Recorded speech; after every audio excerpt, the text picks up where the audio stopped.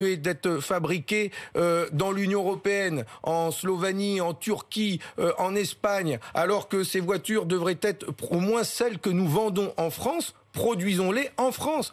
C'est bon pour l'emploi, c'est bon pour le climat, c'est même bon pour les impôts, puisque ça fait du salaire et ça fait des entreprises qui payent des impôts en France. Relocaliser en France ce que nous consommons en France. Produire en France. C'est quand même le minimum. Et quand on donne de l'argent public, ça doit servir à ça et pas à payer des plans sociaux. Et quand on donne de l'argent public pour des entreprises comme Air France, alors qu'est-ce que vous faites avec Air France ? Où il y a une difficulté, parce que là, les avions ne volent plus, ils volent moins. Et ils doivent en plus se transformer. Bien, l'argent public doit justement accompagner cette transformation du trafic aérien.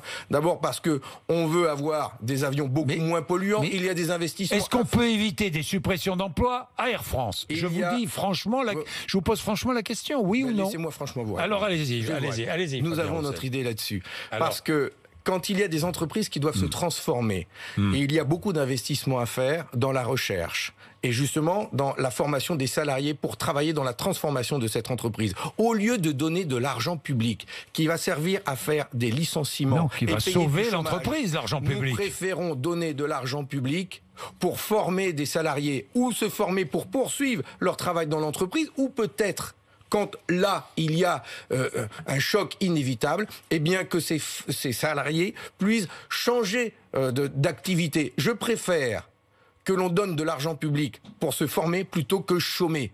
Et aujourd'hui, l'argent public accompagne le chômage alors qu'il devrait accompagner ou l'emploi ou la formation. Mais on va supprimer des lignes intérieures, vous le savez bien. Bien sûr. Ça va supprimer des emplois. Bien sûr. Eh bien, et si à côté on crée des lignes de train, si on développe le fret, si on développe le transport des voyageurs par le train ou les transports publics, il y a donc des gisements d'emplois à créer. C'est pour cela que je vous dis que les salariés, par exemple, de l'aérien, on devrait leur proposer ou de se former pour rester dans l'entreprise ou de se former pour changer d'activité là où il y a des gisements d'emploi. On devrait pouvoir garantir à chacun ou un travail ou une formation avec un salaire, parce que c'est aussi en préservant le salaire que l'on va développer, on va maintenir la consommation et pouvoir soutenir notre économie.